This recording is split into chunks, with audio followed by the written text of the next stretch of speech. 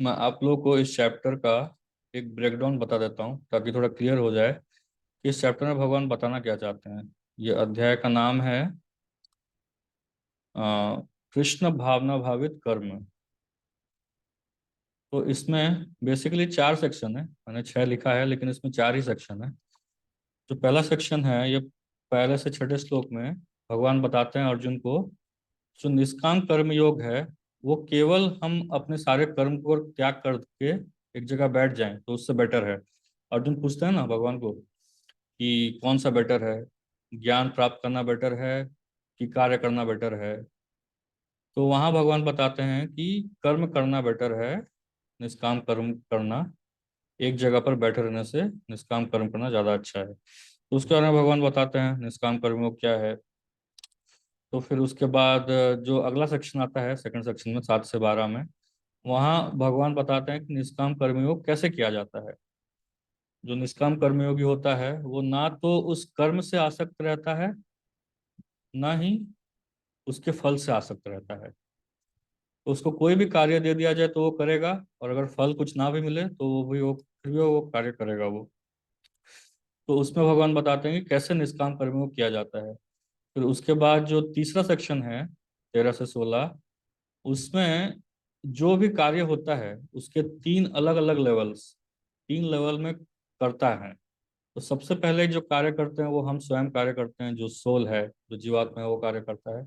उसके ऊपर समझा जाता है कि प्रकृति के द्वारा ही सारे कार्य किए जा रहे हैं, और प्रकृति को कंट्रोल करने वाला कौन है? परमात्मा, सुपर सोल। तो इसके बारे में भगवान ने बताया है, सुपर सोल तक या परमात्मा तक आते हैं। उसके बाद भगवान बताते हैं कि परमात्मा के ऊपर ध्यान करके कैसे एक जीवात्मा मुक्त हो सकता है। तो वही सेक्शन चला आ रहा है, हम 17 नंबर श्लोक से पढ़ रहे हैं। आगे चल करके अभी 24वें तक हो गया है, तो 2 श्लोक बचा हुआ है सेक्शन में। उसके बाद भगवान बस नेक्स्ट चैप्टर का एक रिव्यू बताएंगे कि कैसे ध्यान योग क्या होता है। जो अगला चैप्टर है उसका नाम है ध्यान योग। अभी तक कर्म योग चल रहा था, तो ध्यान योग के बारे में भगवान बताएंगे। और जो लास्ट श्लोक है ये 5.29, ध्यान दीजिए। जो 5.29 है ये पासवर्ड टू हैप्पीनेस है, ये है पीस फॉर्मूला। अगर किसी को खुश रहना है तो इस श्लोक को याद करना पड़ेगा, इस श्लोक को अपने गले में एक माला की तरह पहनना पड़ेगा। तो 5.29 वहां तक हम आज जाएंगे, हम उस पासवर्ड को भी देखेंगे क्या है वो पासवर्ड। तो इससे पहले हम इस सेक्शन, ये जो सेक्शन आज चल रहा है liberation by focusing super soul, परमात्मा के ऊपर ध्यान करके हम कैसे मुक्ति प्राप्त कर सकते हैं, तो 17वें श्लोक से एक बार उसका तात्पर्य पढ़ लेते हैं। तो 17वां श्लोक कहता है, जब मनुष्य की बुद्धि मन श्रद्धा तथा शरण सब कुछ भगवान में स्थिर हो जाते हैं तभी वह पूर्ण ज्ञान द्वारा समस्त कल्मश से शुद्ध होता है और मुक्ति के पथ पर अग्रसर होता है। फिर 18वें श्लोक में भगवान बोलते हैं, विनम्र साधु पुरुष अपने वास्तविक ज्ञान के कारण एक विद्वान तथा विनीत ब्राह्मण गाय हाथी कुत्ता तथा चांडाल को समान दृष्टि से देखते हैं। जिनके मन एकत्व तथा समता में स्थित हैं उन्होंने जन्म तथा मृत्यु के बंधनों को पहले से ही जीत लिया है। वे ब्रह्म के समान निर्दोष हैं और सदा ब्रह्म में ही स्थित रहते हैं।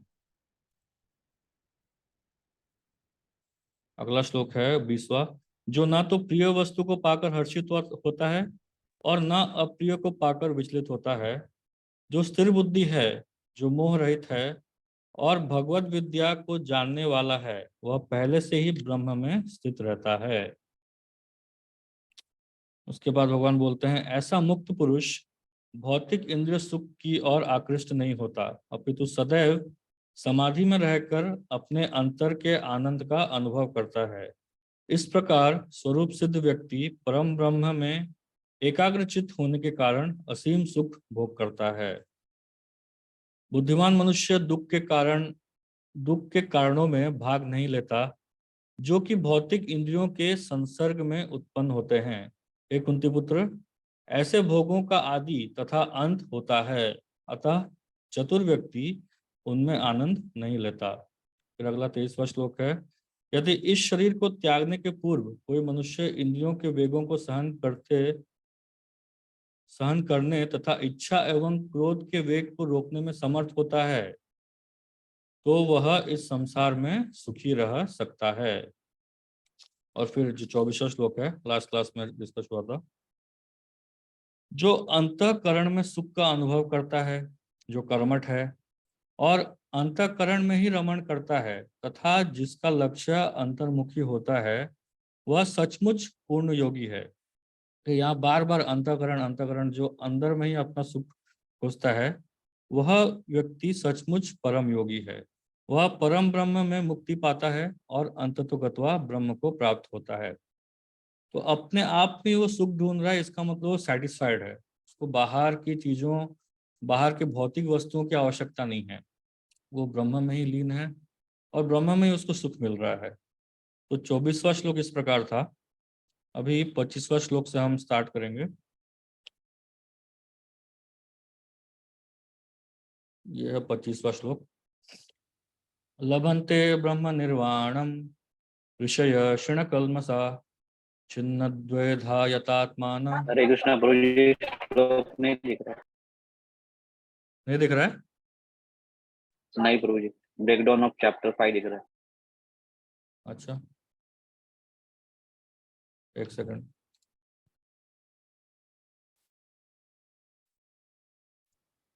अभी दिखा? यस प्रभु जी, अब दिख रहा है। हाँ, तो श्लोक इस प्रकार है। लभन्ते ब्रह्म निर्वाणम ऋषय क्षण कल्मसा छिन्न द्वैधा यतात्मान सर्वभूत हिते रता। तो यहाँ बताया गया लभन्ते ब्रह्म निर्वाणम, जो मुक्ति को प्राप्त करता है, ऋषय क्षीण कल्मसा, उसके जो कल्मश हैं, जिसके भी जिस प्रकार के भी पाप हैं, वो सब क्षीण हो चुके हैं। छिन्न द्वैधा यतात्मान, द्वैधा मतलब दुविधा, समझ ना, द्वैधा मतलब दुविधा। जिस जो दुविधा मतलब डुअलिटी, इंग्लिश में उसको डुअलिटी बोला जाता है। जो डुअलिटी से मुक्त है, छिन्न द्वैधा यत आत्माना, जो अपने आप में स्थित है और सर्वभूत हित रहता है, ऐसा जो व्यक्ति है वो हमेशा दूसरों के कल्याण में रत रहता है। रूपा जी इसके अनुवाद में लिखते हैं, जो लोग संशय से उत्पन्न होने वाले द्वैत से परे हैं, डाउट्स के कारण जो डुअलिटी आती है, जिनके मन आत्म साक्षात्कार में रत हैं, जो समस्त जीवों के कल्याण कार्य करने में सदैव व्यस्त रहते हैं और जो समस्त पापों से रहित हैं, वे ब्रह्म निर्वाण या मुक्ति को प्राप्त होते हैं। तो जो ब्रह्म निर्वाण है, इसका मीनिंग प्रभुपाद जी बहुत सुंदर बताएंगे, नेक्स्ट श्लोक में ही बताएंगे उसका तात्पर्य में। तो तब तक हम लोग पढ़ते हैं। इस श्लोक के तात्पर्य में प्रभुपाद जी बोलते हैं, केवल वही व्यक्ति सभी जीवों के कल्याण कार्य में रत कहा जाएगा जो पूर्णतया कृष्ण भावना भावित है। देखिए, बहुत ही इंपॉर्टेंट स्टेटमेंट यहाँ बोल रहे हैं प्रभुपाद जी, बहुत ही मतलब स्ट्राइकिंग है स्टेटमेंट। क्योंकि बहुत सारे लोग हैं जो बोलते हैं कि हम सोशल सर्विस कर रहे हैं, हम ह्यूमैनिटी का सेवा कर रहे हैं, लेकिन यहाँ प्रभुपाद जी स्ट्रेट लिखते हैं कि वही व्यक्ति सभी जीवों के कल्याण कार्य में रत कहा जाएगा जो पूर्णतया कृष्ण भावना भावित है। कैसे होगा मैं बताता हूँ। जब व्यक्ति को यह वास्तविक ज्ञान हो जाता है कि कृष्ण ही सभी वस्तुओं के उद्गम हैं, तो वह जो भी कर्म करता है सबों के हित को ध्यान में रखकर करता है। परम भोक्ता, परम नियंता तथा परम सखा कृष्ण को भूल जाना मानवता के क्लेशों का कारण है। तो मैं जो पहले बता रहा था कि 5.29 जो पासवर्ड टू हैप्पीनेस है, वो यही श्लोक है, वो यही लाइन है। परम भोक्ता, परम नियंता तथा परम सखा कृष्ण को भूल जाना मानवता के क्लेशों का कारण है। अतः समग्र मानवता के लिए कार्य करना सबसे बड़ा कल्याण कार्य है। कोई भी मनुष्य ऐसे श्रेष्ठ कार्य में तब तक नहीं लग पाता जब तक वह स्वयं मुक्त ना हो। कृष्ण भावना भावित मनुष्य के हृदय में कृष्ण की सर्वोच्चता पर बिल्कुल संदेह नहीं करता। वह इसलिए संदेह नहीं करता क्योंकि वह समस्त पापों से रहित होता है। ऐसा है यह दैवी प्रेम। जो व्यक्ति मानव समाज का भौतिक कल्याण करने में ही व्यस्त रहता है, वह वास्तव में किसी की भी सहायता नहीं कर सकता। शरीर तथा मन की क्षणिक खुशी संतोषजनक नहीं होती। जीवन संघर्ष में कठिनाइयों का वास्तविक कारण मनुष्य द्वारा परमेश्वर से अपने संबंध की विस्मृति में ढूंढा जा सकता है। जब मनुष्य कृष्ण के साथ अपने संबंध के प्रति पूर्णतया सचेत रहता है तो वह वास्तव में मुक्तात्मा होता है, भले ही वह भौतिक शरीर के जाल में फंसा क्यों न हो। तो एक साधारण उदाहरण हम देख सकते हैं। कई बार कई सारे लोग होते हैं जो जगह जगह जा करके भंडारा करते हैं, है ना। मतलब जा करके खुद से कुछ बना के लाएंगे या कुछ करेंगे, बड़ा बड़ा भंडारा करते हैं। लेकिन वो जो रहता है, वो जो भंडारा में जो खाना देते हैं वो लोग, वो भगवान का भोग लगाया हुआ नहीं होता है। मैक्सिमम टाइम्स ऐसे ही होता है, वो जो भोग लगता है वो भगवान को भोग लगाया हुआ नहीं होता है। तो इसका मतलब वो जो व्यक्ति भंडारा कर रहा है वो इस इच्छा से कर रहा है कि मुझे कुछ पुण्य प्राप्त हो जाए, है ना। वो इस इच्छा से कर रहा है। लेकिन जो लोग खा रहे हैं, जो उस भंडारे को खा रहे हैं, वो सारे लोग उस व्यक्ति के जो भी गलत कर्म किए हैं उसको थोड़ा थोड़ा लेकर के जा रहे हैं। लेकिन जो व्यक्ति इस भाव से भंडारा करता है कि मैं भगवान को भोग लगाऊंगा और उसके बाद मैं सारे लोगों को बांटूंगा, तो वो जा करके प्रसाद बांट रहा है। तो जब प्रसाद बांट रहा है तो प्रसाद बांटते टाइम उसमें कोई कर्म नहीं लगता है। हमने पढ़ा ना, कर्म, अकर्म और विकर्म। तो कोई अगर भगवान को भोग लगा के भंडारा करता है, जो व्यक्ति कृष्ण भावना भावित है, तो उसमें कोई कर्म नहीं लगता है, वो अकर्म में आ जाता है। लेकिन जो व्यक्ति भगवान को भोग नहीं लगा रहा है, केवल अपनी प्रतिष्ठा, अपने नाम के लिए ये कार्य कर रहा है, तो वो व्यक्ति को खुद भी कर्म लगेगा और जो सामने वाले जो खा रहे हैं उनको भी वो कर्म लगेगा। एक मिनट रुकिए।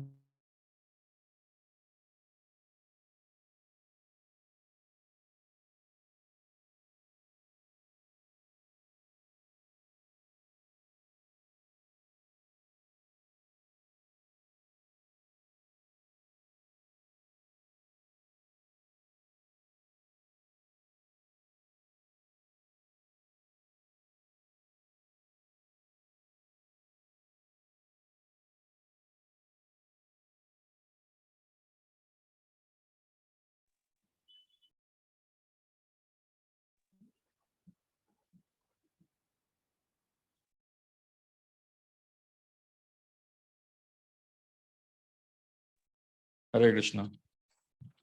तो एक और उदाहरण हम देख सकते हैं कि जैसे अब देखिए, पुस्तक छापना भी एक कार्य होता है। तो पुस्तक छापने से कई बार क्या होता है, कई लोग कई पुस्तक छापते हैं तो उसमें कुछ लोगों का गुणगान किया रहता है और कुछ लोगों की निंदा की रहती है। लेकिन उसी जगह आप ये सब देखिए, प्रभुपाद जी ने जो भगवत गीता लिखा है या श्रीमद् भागवतम लिखा है, यह भगवान को ध्यान में रख के लिखा गया है।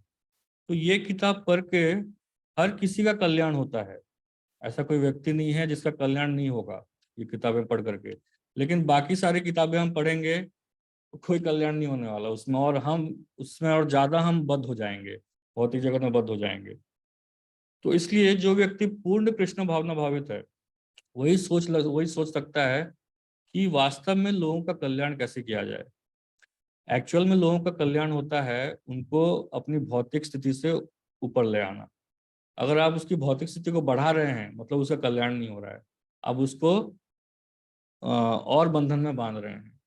तो एक कृष्ण भावना भावित व्यक्ति ही जान सकता है इस असली कल्याण का मतलब क्या होता है। तो वही व्यक्ति बाकी लोगों का भी उद्धार कर सकता है।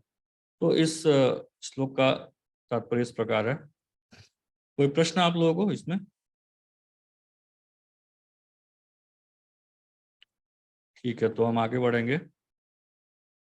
26वां श्लोक। प्रभु जी, ये जो बोल रहा है पूर्णतया कृष्ण भावना भावित में रहना, तो पूर्णता मतलब there must be certain characteristic involved in getting that Purna Tattva. So what are the characteristics involved in this to reach this absolute? आप जो भी कार्य कर रहे हैं ना, भगवान को ध्यान में रख के कर रहे हैं। मतलब ये यहाँ पे दिया गया है ना कि जीवन संघर्ष में कठिनाइयों का वास्तविक कारण मनुष्य द्वारा परमेश्वर से अपने संबंध की विस्मृति में ढूंढा जा सकता है। तो भगवान को जब हम भूल जाते हैं जिस समय हम भगवान को भूल जाते हैं तब वो हमारा दुख का कारण बन जाता है। तो ऐसा व्यक्ति जो हमेशा कुछ भी कार्य कर रहा है, सोचिए अगर वो जॉब पे भी जा रहा है तो इसलिए जा रहा है कि चलो भगवान, मैं अपने मेंटेनेंस के लिए जा रहा हूँ, भगवान इससे प्रसन्न हो जाएंगे, जो भी कार्य कर रहा हूँ भगवान की प्रसन्नता के लिए कर रहा हूँ। तो ऐसा सोच के जो कार्य कर रहा है वो व्यक्ति पूर्णतया कृष्ण भावना भावित है, हमेशा अपने आत्मशुद्धि के लिए ही सोच रहा है वो। तो ऐसा व्यक्ति हमेशा कृष्ण भावना भावित रहता है। ठीक है ना? हरे कृष्ण प्रभु जी, हम्म। ठीक है। तो हम नेक्स्ट श्लोका पढ़ते हैं। काम क्रोध विमुक्तानां यतीनां यत चेतसाम अभितो ब्रह्म निर्वाणम वर्तते विदितात्मनाम। यहाँ बताया जा रहा है जो हरे कृष्णा क्रोध, प्रभु जी, थोड़ा सा स्क्रीन को भी स्लाइड कर दीजिए, हम भी पढ़ें। क्या? स्क्रीन को भी थोड़ा नीचे ले लीजिए, मतलब हाँ सॉरी, 25 श्लोक ही दिख रहा है। लेता हूँ। हाँ, जो क्रोध तथा समस्त भौतिक इच्छाओं से रहित रहते हैं, जो स्वरूप सिद्ध आत्मसंयमी हैं और संसिद्धि के लिए निरंतर प्रयास करते हैं, उनकी मुक्ति निकट भविष्य में सुनिश्चित है। तो तात्पर्य कोई पढ़ना चाहेंगे? हाँ प्रभु जी, तात्पर्य श्रील प्रभुपाद की जय। मोक्ष के लिए तत्प्रत्यनशील रहने वाला साधु पुरुषों में से जो कृष्ण भावना भावित होता है वे सर्वश्रेष्ठ है। इस तथ्य की पुष्टि भागवत में 4.22.39 इस प्रकार हुई है। यत्पदात् पंकज पलाशविलासव्यक्ता। प्रभु जी आती नहीं है संस्कृत में। कोई बात नहीं, मैं पढ़ लेता हूँ। यत्पाद पंकज पलास विलास भक्त्या कर्माशयम ग्रथितम उद्ग्रथयन्ति संत तद्वन्न रिक्तमतयो यतयोऽपि रुद्ध स्त्रोतोपनास्तस्मरण भज वासुदेवम। अभी हरे पढ़िए। कृष्ण। भक्ति पूर्वक भगवान वासुदेव की पूजा करने का प्रयास तो करो। बड़े से बड़े साधु पुरुष भी इंद्रियों के वेग में उतनी कुशलता से रोक पाने में समर्थ नहीं हो पाते जितना कि वे जो सकाम कर्मों की तीव्र इच्छा का समूल नष्ट करके और भगवान के चरण कमलों की सेवा करके दिव्य आनंद में लीन रहते हैं। बद्ध जीव में कर्म के फलों को भोगने की इच्छा इतनी बलवती होती है कि वे ऋषियों मुनियों तक के लिए कठोर परिश्रम के बावजूद ऐसी इच्छाओं को वश में करना कठिन होता है। जो भागवत भक्त कृष्ण चेतना में निरंतर भक्ति करता है और आत्म साक्षात्कार में सिद्ध होता है, वे शीघ्र ही मुक्ति प्राप्त करता है। आत्म साक्षात्कार के पूर्ण ज्ञान होने से वे निरंतर समाधिस्थ रहता है। ऐसा ही एक उदाहरण दिया जा रहा है। दर्शन प्रभु जी प्लीज। दर्शन ध्यान संस्पर्शे मत्स्य कुर्म विहंगमा स्वान्यपत्यानि पुष्णन्ति तथा हम अपि पद्मज। मछली, कछुआ तथा पक्षी केवल दृष्टि, चिंतन तथा स्पर्श से अपनी संतानों को पालते हैं। हे पतंज, मैं भी उसी तरह करता हूँ। मछली अपने बच्चों को केवल देखकर बड़ा करती है और कछुआ केवल चिंतन द्वारा अपने बच्चों को पालता है। कछुआ अपने अंडे स्थल में देता है और स्वयं जल में रहने के कारण निरंतर अंडों का चिंतन करता रहता है। इसी प्रकार भगवत भक्त भगवात्मा के दूर स्थित रहकर भी भगवान का चिंतन करके कृष्ण भावना अमृत द्वारा उनके धाम पहुंच सकता है। उसे भौतिक क्लेशों का अनुभव नहीं होता। ये जीवन अवस्था ब्रह्म निर्वाण अर्थात भगवान में निरंतर लीन रहने के कारण भौतिक कष्टों का अभाव कहलाती है। हरे कृष्णा। हरे कृष्णा। तो यहाँ पे प्रभुपाद जी एक उदाहरण दे रहे हैं, एक एनालॉजी बोल सकते हैं। ये एक्चुअली ये जो श्लोक है, ये दर्शन ध्यान संस्पर्श, ये हमारे एक आचार्य हैं श्रील सनातन गोस्वामी, उन्होंने एक किताब लिखा है हरि भक्ति विलास। उसमें ये श्लोक आता है, ये ब्रह्मा जी और भगवान विष्णु के बीच जो सबसे पहला वार्तालाप हुआ था, उसका एक श्लोक है। तो उसमें भगवान बोल रहे हैं कि मैं अपने भक्तों का चिंतन इस प्रकार करता हूँ, जैसे दर्शन, ध्यान, संस्पर्श, ये तीन अलग अलग तरीके से तीन अलग अलग जानवर अपने आ, बच्चों या संतानों का देखभाल करते हैं। जैसे मछली होता है, मछली केवल देख करके अपने अंडों को दे देती है, उसका तो उसको देख करके ही उनका पालन पोषण करती है। उसके बाद जो पंछी होता है वो घोंसले में उस अंडे के ऊपर बैठ करके उसको टच करके उसको पोषण देता है। लेकिन जो कछुआ होता है, कछुआ एक बार अंडा देने के बाद जमीन में वो वापस समंदर में चला जाता है, और उन अंडों के बारे में सोचते सोचते वहां जो बाहर जो अंडे हैं वो अपने आप ही पोषण प्राप्त कर लेते हैं। तो ये शास्त्रों का वाक्य है कि कछुआ केवल ध्यान करता है, अपने जो संतान है उनके बारे में ध्यान करता है और उनका पोषण अपने आप ही हो जाता है। तो इस एनालॉजी को प्रभुपाद जी ले रहे हैं, ये कछुआ वाला जो एग्जांपल है, केवल अपने अंडों के बारे में सोच करके उनका पोषण हो जाता है। उसी प्रकार एक जो भक्त होता है, भले उसने उसके सामने भगवत धाम नहीं है, उसको दिख नहीं रहा है भगवत धाम कैसा है, लेकिन भगवत धाम के बारे में सोच सोच करके, मतलब भगवत धाम के बारे में सोचने का अर्थ होता है कि आप सेवा करें, कृष्ण भावनामृत रह करके वो सेवा करें।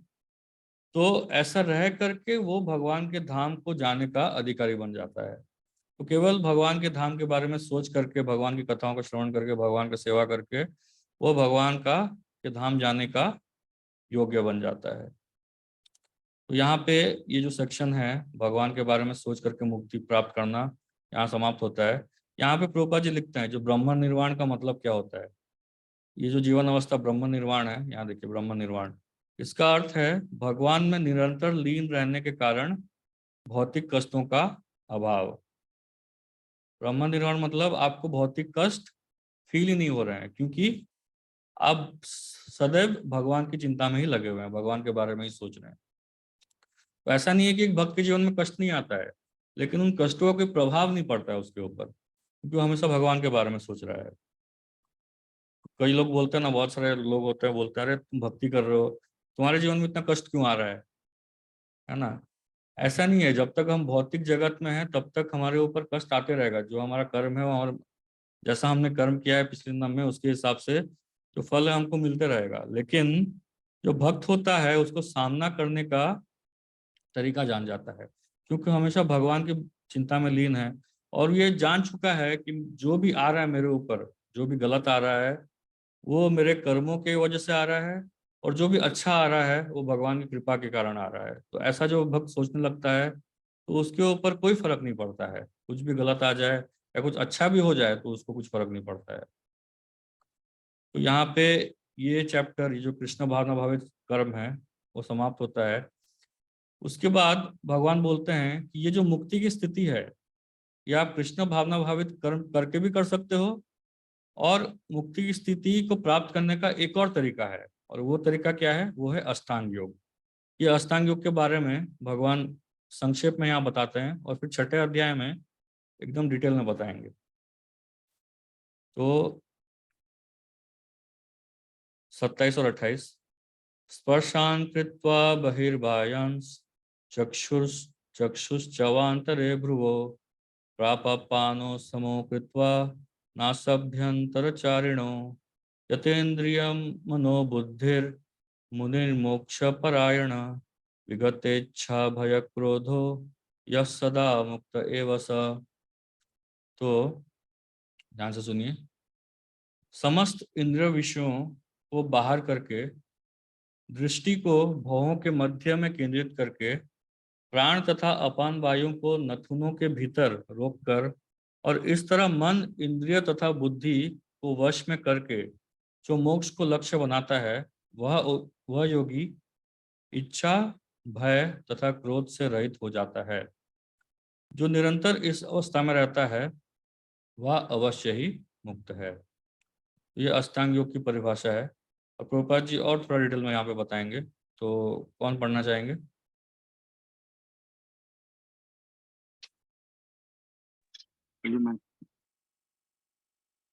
हरे कृष्णा।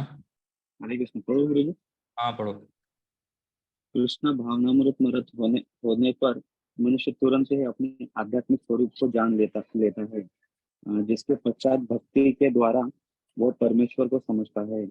जब मनुष्य भक्ति करता है तो वह दिव्य स्थिति को प्राप्त होता है और अपने कर्म क्षेत्र में भगवान की उपस्थिति का अनुभव करने योग्य हो जाता है। यह विशेष स्थिति मुक्ति कहलाती है। मुक्ति मुक्ति विषय उपयुक्त सिद्धांतों का प्रतिपादन करके श्री भगवान अर्जुन को यह शिक्षा देते हैं कि मनुष्य किस प्रकार अष्टांग योग का अभ्यास करके इस स्थिति को प्राप्त होता है। यह अष्टांग योग 8 विधियों यम नियम आसन प्राणायाम प्रत्याहार धारणा ध्यान तथा समाधि में विभाजित है। छठे अध्याय में योग के विषय में विस्तृत व्याख्या की गई है। पांचवें अध्याय के अंत में तो इसका प्रारंभिक विवेचन ही दिया गया है। योग में प्रत्याहार विधि से शब्द स्पर्श रूप स्वाद तथा गंध का निराकरण करना होता है और तब दृष्टि को दोनों भवों के बीच लाकर अधखुली पलकों से उसे नासाग्र पर केंद्रित करना पड़ता है। आंखों को पूरी तरह बंद करने से कोई कोई लाभ नहीं होता क्योंकि तब सो जाने की संभावना रहती। न ही आंखों को पूरा खोल रखने से कोई लाभ है क्योंकि तब तो इंद्रिय विषयों द्वारा आकृष्ट होने का भय बना रहता है। नथुनों के भीतर श्वास की गति को रोकने के लिए प्राण तथा अपान वायु को कम किया जाता है। ऐसे योगाभ्यास से मनुष्य अपने इंद्रियों के ऊपर नियंत्रण प्राप्त करता है। बाह्य बाह्य इंद्रिय विषयों से दूर रहना है और अपनी मुक्ति की तैयारी करता है। इस योग विधि से मनुष्य समस्त प्रकार के भय तथा क्रोध से रहित रहित हो जाता है और परमात्मा की उपस्थिति का अनुभव करता है। दूसरे शब्दों में कृष्णा भावनामृत योग के सिद्धांतों को संपन्न करने की सरलतम विधि है। अगले अध्याय में इसकी विस्तार से व्याख्या होगी। तो कृष्ण भावना भावित व्यक्ति सदैव भक्ति में लीन रहता है जिससे उसकी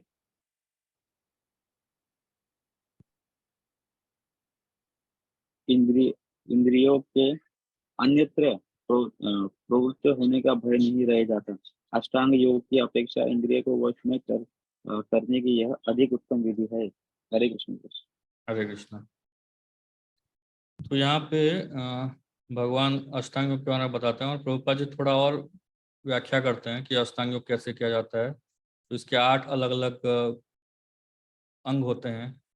यम नियम, यम मतलब क्या करना चाहिए, नियम मतलब क्या नहीं करना चाहिए।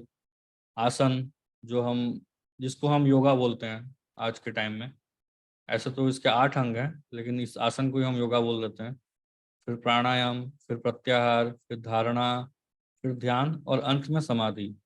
तो ये 4 चीजें होने के बाद, यम नियम आसन प्राणायाम होने के बाद प्रत्याहार आता है। प्रत्याहार में एक व्यक्ति जो होता है वो जो भी हम भौतिक स्थिति में हम शब्द हो गया या स्पर्श हो गया, जैसे वर्ड्स टच, कुछ देखना, रूप स्वाद और गंध, ये सबके ऊपर जा करके अपनी दृष्टि को दोनों भवों के बीच में केंद्रित करता है। और कैसे करता है? आधी खुली आंखों के साथ, क्योंकि प्रभुपाद जी बोलते हैं अगर पूरी बंद रह जाएंगी तो व्यक्ति सो जाएगा, और अगर पूरी खुली रह भी जाएंगी तो भौतिक वस्तुओं को हम देखते रहेंगे और हमारा मन भटकते रहेगा। इसलिए जो अष्टांग योग होता है वो अध खुली आंखों से नासाग्र पर केंद्रित करता है और फिर धीरे धीरे आगे बढ़ता है। तो ये बहुत ही कठिन तरीका है। ये जो हम पढ़ रहे हैं, पढ़ के जितना आसान लग रहा है, मतलब बहुत आसानी से हम पढ़ तो ले रहे हैं, लेकिन इसको करना बहुत ही मुश्किल है। तो कर पाना बहुत ही मुश्किल है। तो प्रभुपाद जी बार बार, आप देखिए, प्राय जितने भी तात्पर्य हैं, प्रभुपाद जी बार बार बता रहे हैं कि भक्ति करना ही सबसे सरल है। इस कलयुग में भगवान की भक्ति करना या कृष्ण भावना भावित होना ही सबसे सरल है, क्योंकि इसमें ज्यादा कुछ करना नहीं है।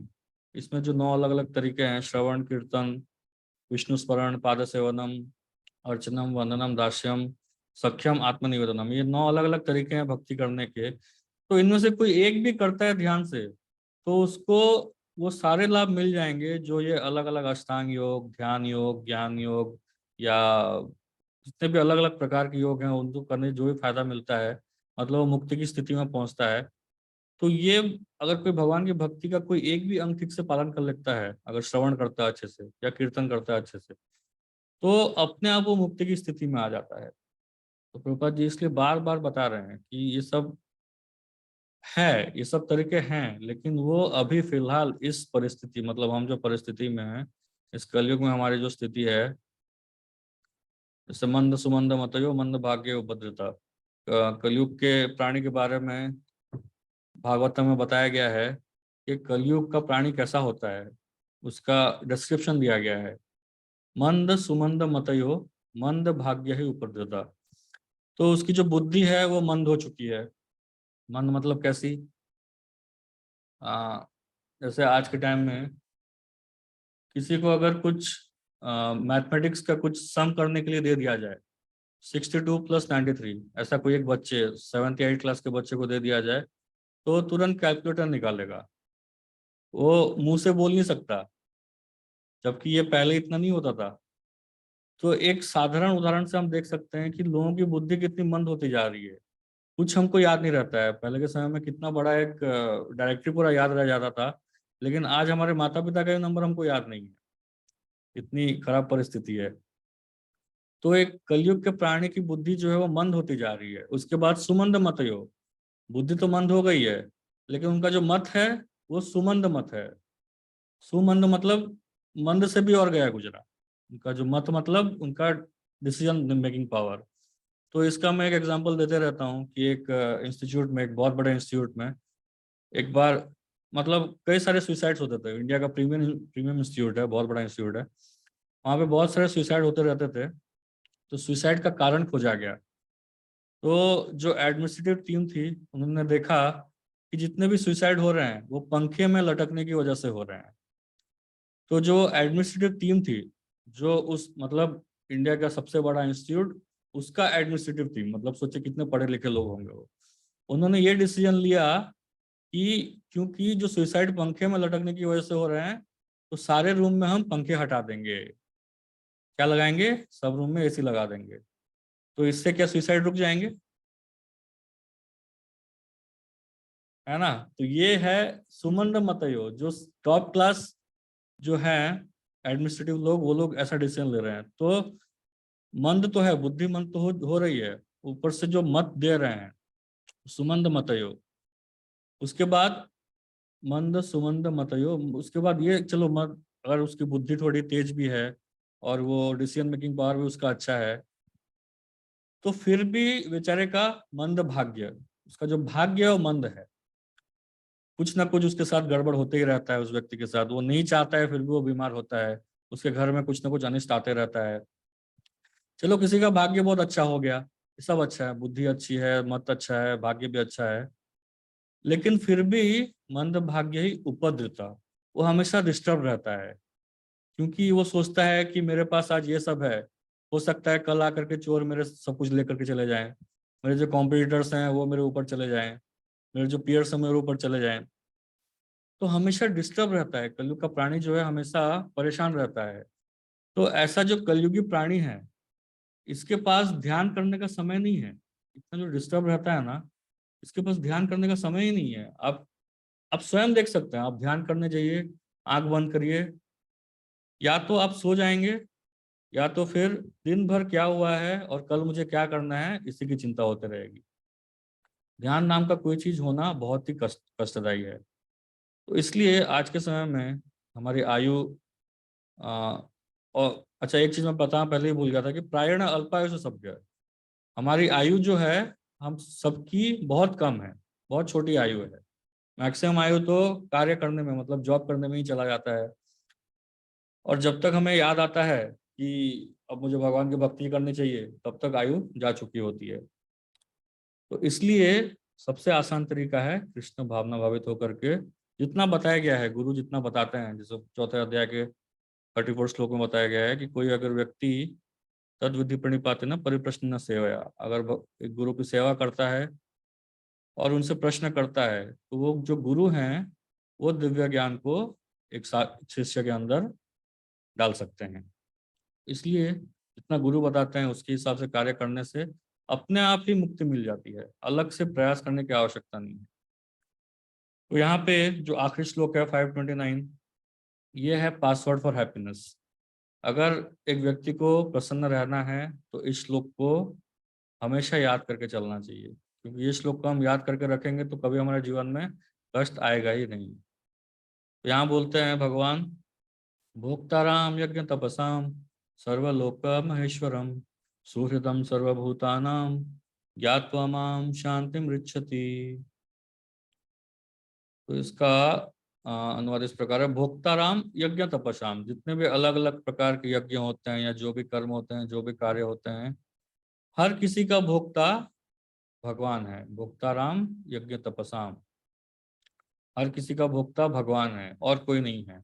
सर्वलोक महेश्वरम, हर किसी चीजों के जो असली कंट्रोलर हैं, असली मालिक हैं, the supreme controller is Lord. सबसे बड़े जो सर्वलोक महेश्वर, सबसे बड़े ईश्वर कौन है? भगवान है। सुहृदम सर्वभूतानाम, हर किसी के मित्र हैं, हर किसी के सुहृद। एक मित्र होता है, एक बंधु होता है, एक सुहृद होता है। मित्र मतलब जिसको हम बस जानते हैं, ऐसे ही थोड़ा हल्का फुल्का जानते हैं। और जो बंधु होता है, बंधु मतलब जैसे बंधु बांधव बोलते हैं, रिश्तेदार होते हैं जो हमको बंधन में बांधते हैं, तो उनको बंधु कहा जाता है। फिर होता है सुहृद। सुहृद मतलब जो हमेशा हमारे अच्छे के, हमारे हित के बारे में सोच रहा है। तो सुहृदम सर्वभूतानाम, सारे जीवात्माओं का असली सुहृद कौन है? भगवान है।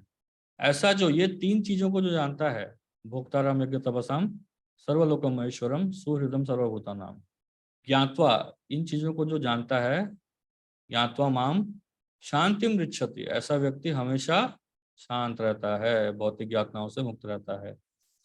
मुझे समस्त यज्ञों तथा तपस्याओं का परम भोक्ता, समस्त लोकों तथा देवताओं का परमेश्वर एवं समस्त जीवों का उपकारी एवं हितैषी जानकर मेरे भावनामृत से पूर्ण पुरुष भौतिक दुखों से शांति लाभ करता है। तो तात्पर्य कौन पढ़ना चाहेंगे?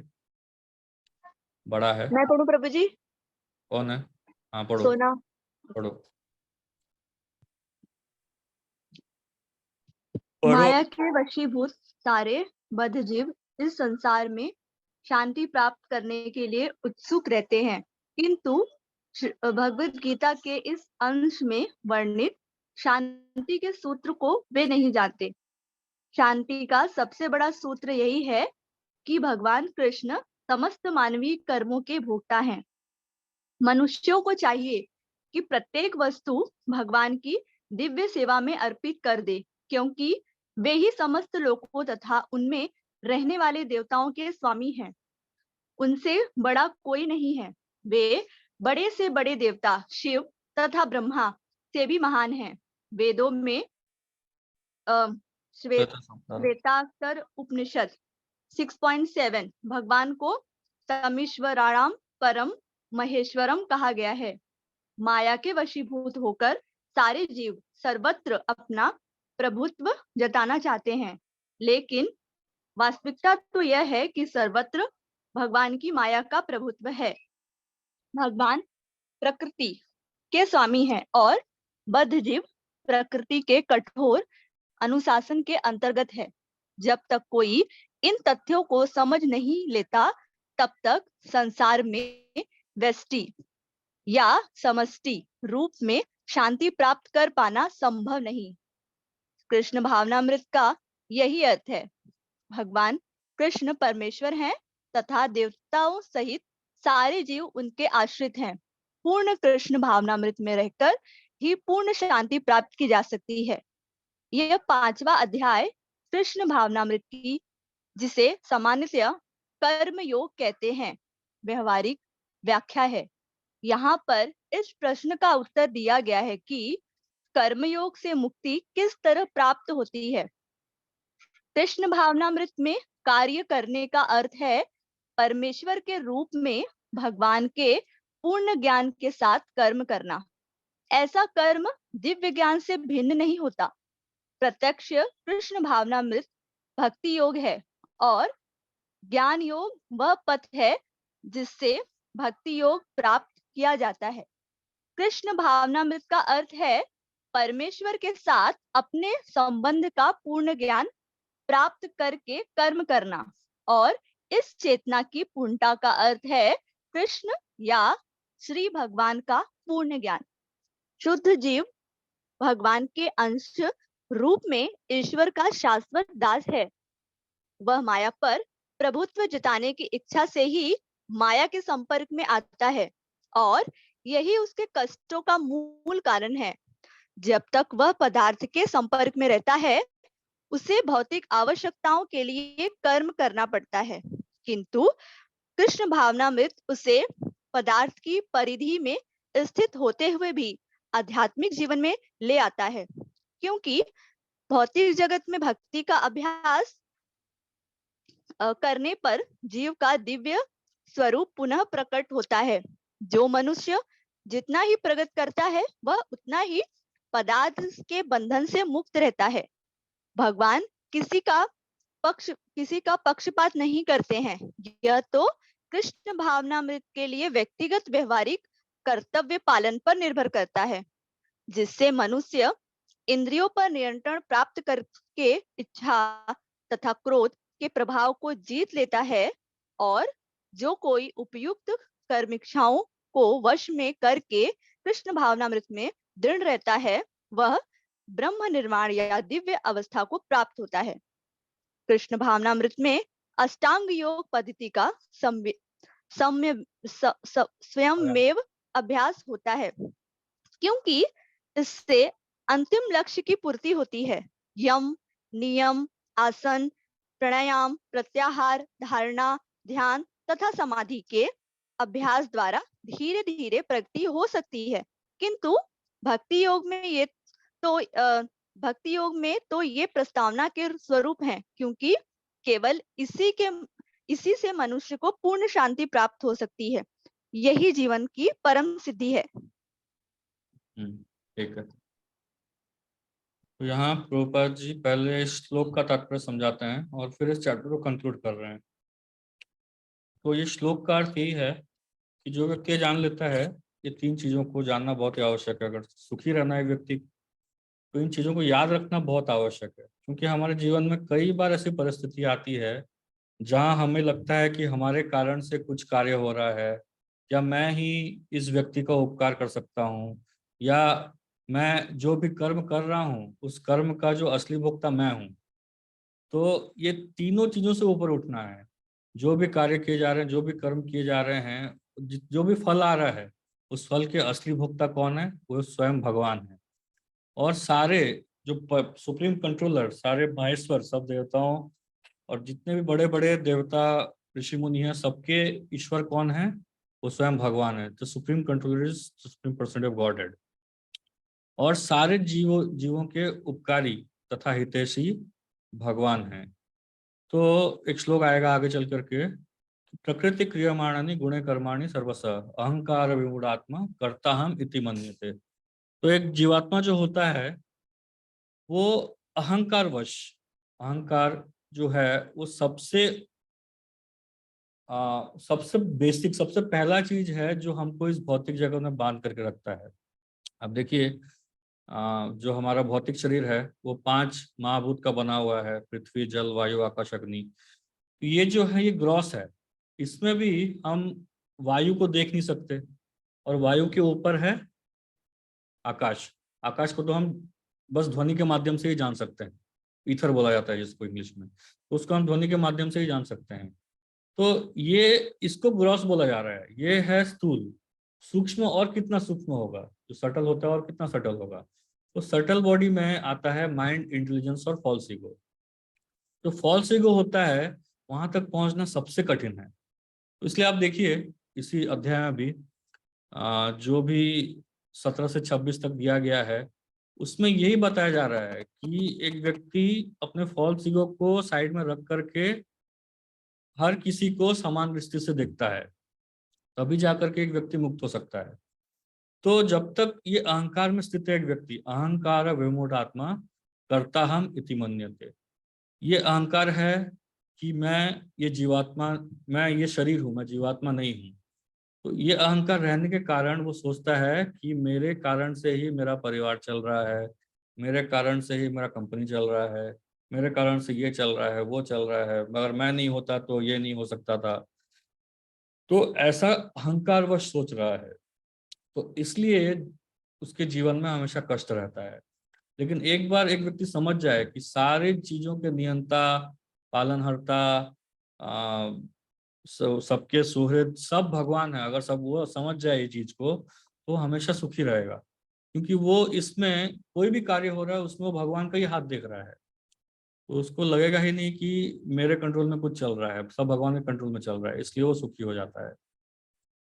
तो यहाँ पे ये चैप्टर, ये जो अध्याय है, 5वां अध्याय है, यहाँ समाप्त होता है।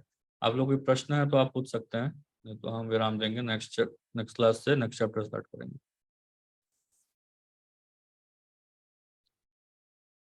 हरे कृष्णा। कोई प्रश्न?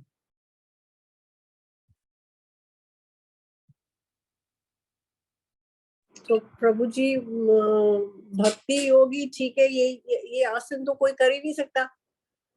कौन सा आसन? अष्टांग योग जो बता रहे हैं वो। हाँ तो how will one handle your nose, your breath, your senses centered on between your eyebrows? This is tough going. हाँ तो बहुत टफ है, इसलिए तो बता रहे हैं भगवान नहीं करना है इसको। प्रभुपाद जी बार बार बोल रहे हैं कि इसको करने की आवश्यकता नहीं है, बहुत मुश्किल है ये, बहुत ही डिफिकल्ट है। ये होता है आप जाएंगे, आप हरिद्वार या कहीं जाएंगे ना, तो ऐसे योगी आपको मिल सकते हैं कुछ कुछ, जो बहुत तकलीफ करते हैं, मतलब धूप में एकदम गर्मी में अपने चारों तरफ आग लगा करके बैठे रहते हैं, और एकदम ठंडी में जा करके योग करते रहते हैं। तो ऐसे मिलते हैं कुछ कुछ, बट बहुत ही रेयर, बहुत ही मुश्किल है, अभी पॉसिबल नहीं हो चीज। हरे कृष्ण। और कोई प्रश्न? ठीक है, कोई प्रश्न नहीं, मतलब मैं मान लेता हूँ कि आप लोगों को सब समझ में आ गया है। तो अब हम यहीं पे विराम देते हैं। नेक्स्ट कुछ चैट में भेजाएगी। ठीक है।